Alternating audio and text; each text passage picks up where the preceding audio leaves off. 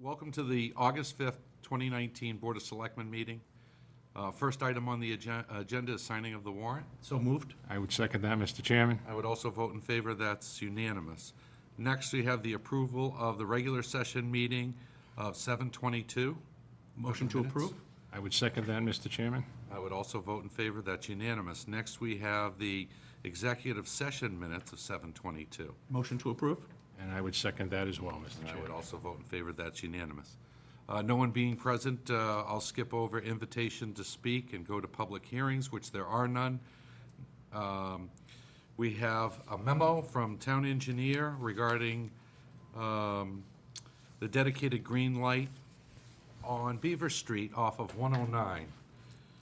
To give some background to this, we're basically saying the Board of Selectmen, based on the history at that intersection into the Stop and Shop Plaza off of 109, is left turns are nearly impossible to do safely. And it's not a safe intersection. So we have our town engineer, Mike Dean, working with the developer and also the Department of Transportation to get a schedule. Now, we understand that schedule is, that left dedicated turn is to be done this construction season, but what the Board of Selectmen have asked for is greater detail and insight into that schedule, because that information is, while helpful, is not useful in understanding when we can tell the community it's scheduled to be completed. Mike Dean sent us a note on August 1st, updating us on the green light, saying that the developer has now selected their project management development team, and they expect to have the details shortly. Mike is writing them to get a better understanding of what that means, but we don't have any better update for the community at this time.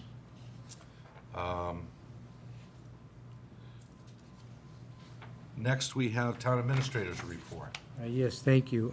3 items tonight. One, I did contact the representative from Algonquin Gas System. As you know, I mentioned last time that they are monitoring their pipelines for segments which might require attention, and then addressing those in a timely fashion to protect the public from any safety issues. The internal inspections of the pipeline, using internal pipeline tools to measure and record anomalies along the pipe structure, should be completed by August 12th, 2019. I also did receive a copy of the notice, definitive notice that was sent to the abutters. The representative for Algonquin is John Bonsall, and he will continue to keep us updated as the work progresses. I did want to mention to the board there is an ADA grant opportunity. The Mass Office on Disability has opened the Municipal Americans with Disabilities ADA Improvement Grant Program application and selection process for fiscal year 20. Eligible applicants include any Massachusetts city or town. These grants will support capital improvements specifically dedicated to improving programmatic access and/or removing barriers encountered by persons with disabilities in applicant facilities throughout Massachusetts. Project grants of up to $250,000 will be awarded to successful applicants to remove barriers and create and improve accessible features and access for persons with disabilities throughout the Commonwealth. I have met with Parks Director James Asum, Superintendent of Schools Kevin McIntyre, Business Superintendent Kathy Perry to discuss submitting grant applications. I have also met with Mitch Rossetti of Till Rock Consulting. We are now in the process of preparing 3 separate grant applications with the assistance of Mitch Rossetti. They will seek grants for projects designated by the Parks, School, and Town. One last item, I do want to update the board and the public on the water company acquisition. I am informed by our counsel, Jed Nozzle, that the case has been fully briefed. All testimony is concluded. The case is now pending before the Department of Public Utilities. He anticipates that it will take the DPU 3 to 4 months to issue a decision. I will be providing a memo to the Finance Committee Chairman as well as to our 3 Water Commissioners, so they are apprised of this updated information. And that's all I have tonight, Mr. Chairman. Excellent, Rick, and thank you for that update. The only person, or the only group and organization notably absent from the ADA grant information was at least the chair of the Disability Commission. Okay, yeah, we can know, yep, I Yeah, will get, let's, yep. And thank you for that, the update on the gas and the water company. I think you hit on all cylinders when you talked about updating the FinCom and updating the water commissioners with specific letters. Okay, thank you. I know it's been a while since It has. that, and, all you can do is keep them apprised. So I appreciate it, and thank you for the update. Any questions by the members of the board regarding the town administrator's report? None for me. I have none, Mr. Chairman. Okay, next we have old business. Nothing on the agenda, so is there any old business for members to catch up on? None for me, Mr. Chairman. I have none, Mr. Chairman. Okay. Under new business, we have town administrator's recommendation regarding special town meeting. Rick, I'll let you. Yeah, very briefly, I have consulted with, obviously, Zach, as he's integral in the town meeting process. We are recommending October 28th. Obviously, it's a Monday. If need be, October 30th for a second night. We are asking the board to, 1, select that date as the special town meeting date, and 2, to open the warrant tomorrow, and then we would close the warrant on September 12th of this year, so that we can then begin reviewing articles, et cetera. Okay, and with that, it requires a vote Yes. to set the date for Monday, October 28th, 2018, 7 PM for the fall town meeting.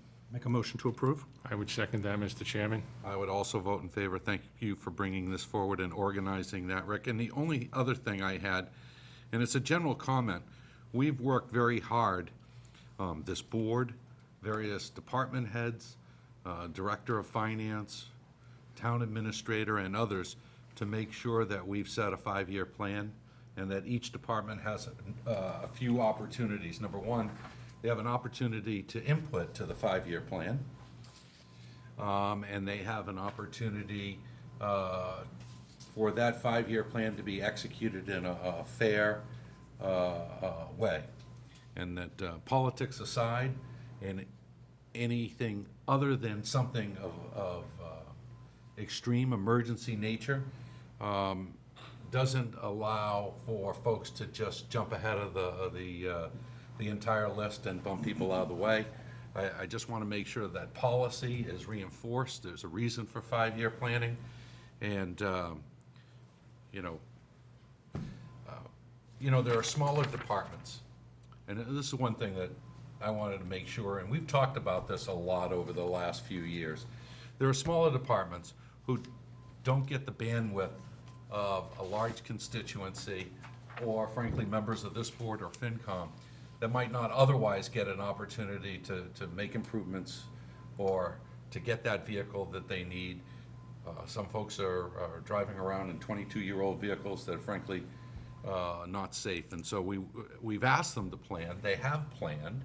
Subcommittees from the FinCom go to those groups, meet with them, and make sure that their 5-year plan's adjusted. I remember, just as an example, we're in a good space when Parks Department came to the FinCom, and I think we were all present, where the Parks Department apologized for within their 5-year plan, having to advance a vehicle who they had projected their 5-year life, and it was 6 months early. In the big scheme of things, that is great planning. And so I just want to use that as an example of great planning. You project out what your useful life of vehicles, capital equipment, roofs, whatever it might be, but you need to be on the 5-year plan. And so, every year about this time, I hear of organizations, department heads wanting to jump ahead with 750, 300,000, 200,000, and what they don't realize is, in order for them to do that, they've got to push people out of the way. who have been in line for a very long time. And so I want to caution against it. I know our department heads and our finance director and FinCom are very focused on the 5-year plan, and it's been a process that works, and it's equitable for departments. So I just want to do that public service announcement that we want to maintain that, and I know it's being communicated.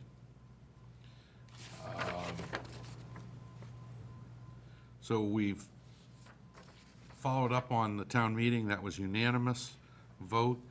Next, we have some permit requests. We have Robert and Lynn Principe of 7 Winterberry Lane wanting to hold a 5K road race to benefit My One Wish.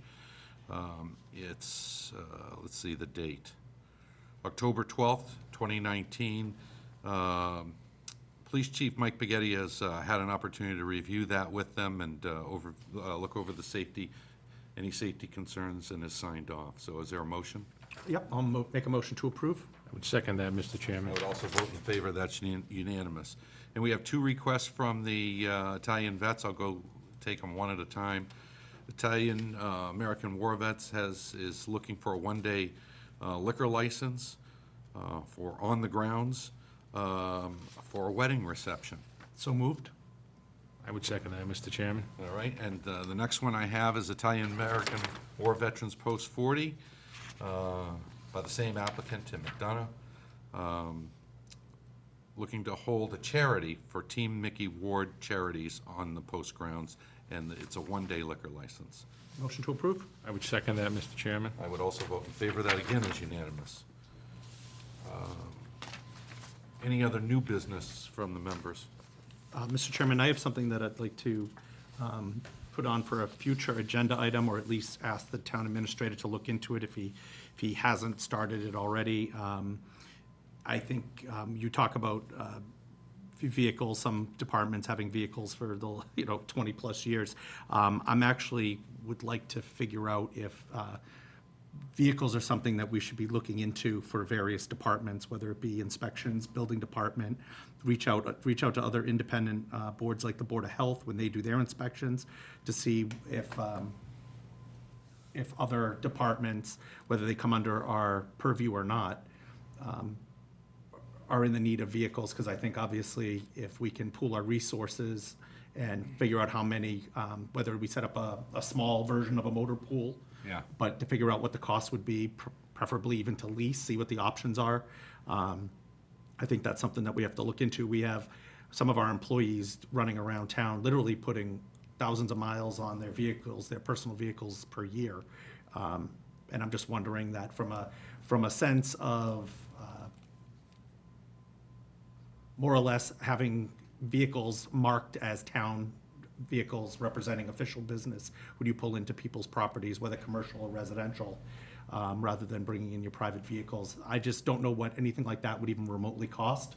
So I'd like to at least have something presented to us so that we can at least talk about it, even if that means planning for next year's budget, if it's nothing we could do this fiscal year. Mike, any thoughts or comments? I think it's a good idea. I think it's a very good idea to inventory, your vehicles. Yeah. Where are they? What are they? Who's using them, and Mileage, are there- age. Are there excess in some departments? I know that there may be cases where police department, as a result of great detective work and investigative work, have forfeitures of vehicles that may be useful as town vehicles, depending on their age and quality. But you're right, folks using their own personal vehicles for a lot of inspections, especially where the work is continuous and scheduled. Now they've got to pay special attention to when they schedule vehicle maintenance, oil changes, tire rotations, or whatever it is, and not take away from official business of the town. And, it gets to a point where you have to be mindful that shouldn't be putting employees in that position. So I think it's a great idea and a good future agenda item. I also have something else, if we could bring that up Please. as well. I know some time ago, Rick provided Rick provided us a memo regarding some extending hours of town hall one night a week and closing earlier on another day, preferably a Friday. I would like to put that on a future agenda item and get, Actually, just one correction. I think I just sent that to you, Will, as an exploratory, because you asked me. oh, because I so- asked, oh, I'm sorry, I thought The they other got two copies gentlemen are of it. looking at me like, where is it? I will provide that to them if Okay, it's... then I'll present this somewhat differently. I asked Rick My about apologies. revisiting, no, that's okay, I just automatically thought you also Mike's copied looking them at me on it. incredulously. That's fine, that certainly wasn't a secret. I know many years ago, the town hall attempted extending hours one night during the week and closing earlier, and it was deemed not successful, but I also think it was, as Rick and I discussed, it was piloted, we'll say, over the summer months for a very short period of time. And I'm not sure that's the time to actually do it. And when you pilot something, you have to at least make a commitment for a longer amount of time than weeks or even a couple of months. Again, I'm not the only person, maybe the only one on this board, but certainly not the only one in town who travels substantially driving, not worldly as you do, Bill, but I think a lot of people in Milford are not getting home until well after town hall is closed. And I think a number of towns, and we're definitely in the minority, that doesn't at least offer one night for people to come in and actually be treated in face-to-face. Some people would prefer to pay their taxes in person, but do not have the ability to do so because of, obviously, work requirements. And quite honestly, we've been around long enough, all of us, to know that Friday afternoons are pretty quiet in this building.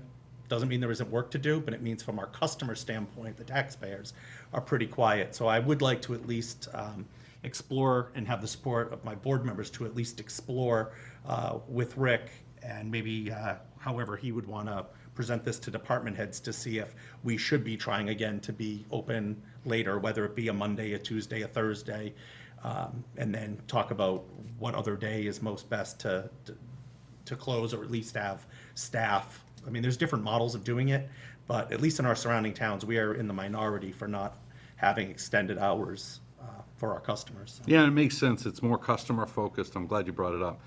And just, Mr. Chairman, that's been brought up to me Sure. as of recent, but also over the last couple of years. It's certainly not an original thought. Again, this was something that was tried, but you almost, if you do it, you almost have to make the commitment to a do year. it. Hey, we're going to try it for a year and then report back and find out if it was worthy or not. But I think, especially as times are changing, I think Milford evolves in some ways, but in other ways we don't.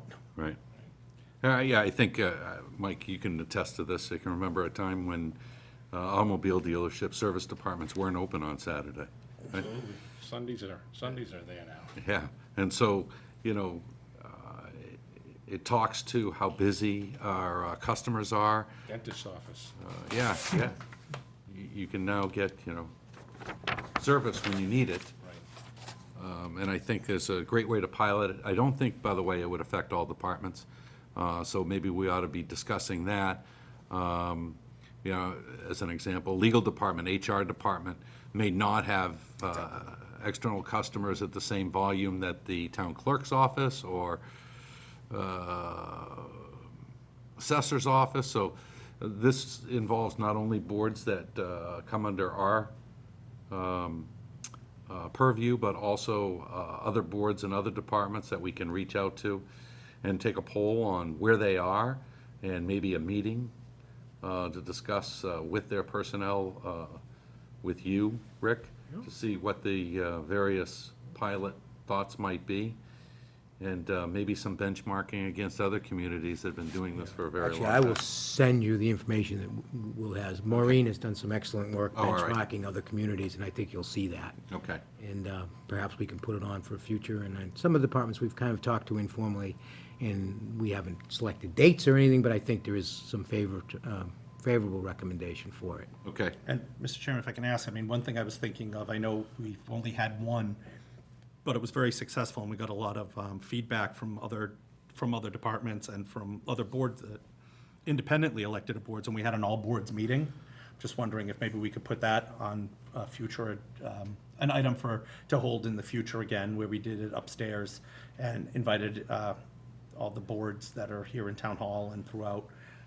Maybe that's a topic of conversation. Rick can probably, and has gotten probably a lot of that information. But again, if an independently elected board doesn't see the reason to be open, that's their right. But I do think, at least when it comes to tax collector and some of the other departments that fall under us, it may make sense. Well, human resources probably doesn't, and the legal department may not, but maybe there's something we're not thinking of, and Charles or another department head would say, yeah, it would be advantageous to be open these later on a reasons. Thursday, and, rather get a jump start on the weekend on a Friday. I Okay. mean, Okay. All right, let's do that, and let's consider all board meetings, and what I'll ask is Rick, collect topics for suggestion and kind of be the aggregator of those suggestions for topics for an all-board meeting, and then bring that to the board once that's brought together, once those suggestions are made. But so consider topics for all-board meeting. In your all-department meetings, Rick, if you could solicit input for all-board meeting for potential topics. Okay, Mike, any new business? I don't, Mr. Chairman. I have one more. No, you capped on your limit. You're now out of order. Go ahead. No, again, just because we've kept very close attention over the last few years on the building department and inspections. How are we coming with that inspections position? Have we been getting applications? Yes. I haven't bothered you about it, but I just want to make sure that people. We have applicants for both positions. In fact. Meaning the local inspector I'm as sorry, the well? local and the assistant zoning, and we have interviewed a couple of potential local building Because you've been doing it inspectors. more on like a rolling. We are doing it on a rolling basis, no definitive closing date, for example. We've interviewed two who are certified already, certified locals, so we may be bringing something to the board in the next meeting or the meeting thereafter. Okay. Okay, Thank great. you. I'm just getting very, and then with Erica's departure, I'm getting very concerned that, I haven't asked, I'm trying to be respectful at this point that, I just worry about the backlog No, already. again, we interviewed two already. We have one other local that we'd like to interview. Okay, great. If he is willing. And then we have put out telephone interviews to, about 5 assistant zoning possibilities. Sure, screening interviews. Screening. Maureen does some pre-screening for us, which has been very helpful. And then we'd set up interviews. Matt, myself, and Maureen met with and interviewed 2 potential locals today, local building inspectors. Thank you very much, and I am all done for tonight. No, I'm glad you No brought problem. that up, our requirement and our need to support the building department, and, make sure that they're resourced is something that Rick and I have had lots of discussions about. We just had this discussion today, so thank you for asking. Some of these positions are very difficult to fill, given the certification requirements. In other cases, it's frankly not a job that a lot of people want to do. You're often the subject of complaints because, telling people they're not meeting code or that they can't continue with their addition until they pull permits is not something that's always popular with homeowners or builders. And it's a requirement that we permit things, that folks are safe while they're doing it, and the inspector is aware of it, so they get the opportunity to visit and make sure things are in compliance. So it's a tough position to fill, both positions. So, it comes to a point that if we're not able to fill them, I've asked Maureen and Rick to be creative in working with the personnel department, because doing nothing is not an option. Waiting for the right candidate is not an option. Nope. And potentially luring candidates away from existing positions at other communities is a way to do that. Frankly, it just may take more incentive, and that always comes in the form of salary. I know when we have positions at companies that I've worked at, we make them special case, where we uniquely set a bounty for those individuals.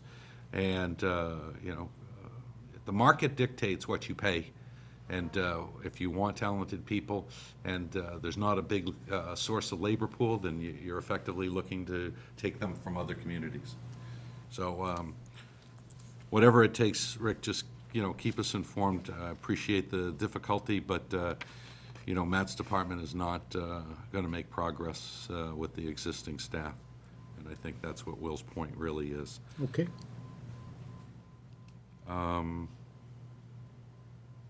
So, I'm sorry, you said no new items? No. Okay. Rick, I think it's time to kick off with the FinCom, some discussion, and I'd like to get support from this board on how to address town hall, and specifically, town hall parking. We're running short on office space. We're running short on parking space. If you've been here during the day, our employees are double parked, and our customers are seeking parking that's not available. So it's our turn to look at this. You have to bear in mind that I just got done talking about a 5-year plan and process. So the solution is not imminent. It's not next year. It's not the year after. But I think it's time we put this on the 5-year plan. I think it's time that we look for funding for a study. And I think it's time to work with the FinCom on that 5-year plan, because this is not going to get better. It's progressively getting worse. And, we've casually discussed the possibility of the Court Street area. But Rick, I'd ask you that you make this a priority in socializing this with the FinCom and looking to get feasibility and plans into the 5-year plan, so that we see something on the horizon. And I'm certain it'll require land acquisition. Yes. It's kind of obvious, because there's nowhere to grow. And that we also look at what office space might be required. What I'd like to avoid, and it's a personal view, and I'd like to hear from the members in due time when we look at feasibility, I'd like to make a priority that we not have satellite offices. There's a reason for that. When you break up workers, or when customers need the services of 2 departments, when they have to go from one building to another and it's snowing or raining, it's very inconvenient. They come here expecting to do town business.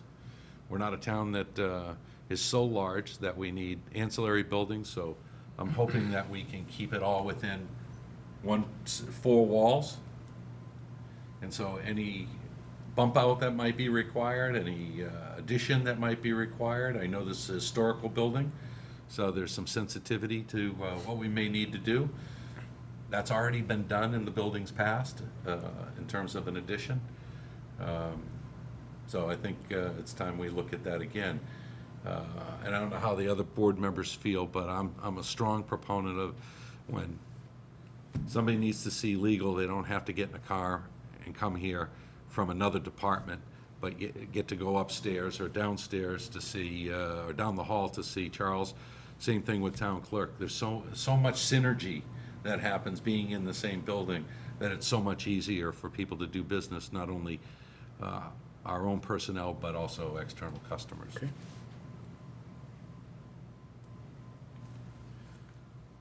Okay. That's all the new business. That's a lot. Correspondence we've talked about from MassDOT as it relates to future updates and future meetings. They've asked that if we have any, they received our letter, they notified us they received our letter. That's the Department of Transportation, and that they're looking at it in the near future, being sensitive to 495 and any potential impacts without compromising safety or adding vehicle delay to I-495. We know that's been their sensitivity all along, and we appreciate that. And Rick, can you confirm letters went out to our representatives? They did, State yes. representative? and- Yep. Okay.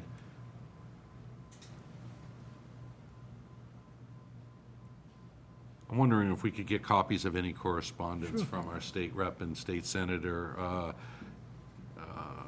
communication to MassDOT, if there's been any. Next item on the agenda is executive session. We have two reasons to go into executive session where public communication would be detrimental to the town. So I'd ask that we go into executive session for the purposes of a Verizon cable contract with town council, and also another meeting with town council regarding fire, collective bargaining negotiations. I'll take a motion. So moved? Second that, Mr. Chairman. I'll also vote in favor. That's unanimous. Next, I'll go roll call. Aye. Aye. Aye, that's also unanimous. And just the update that, to the public, that we will not be returning to open session. Thank you and good evening.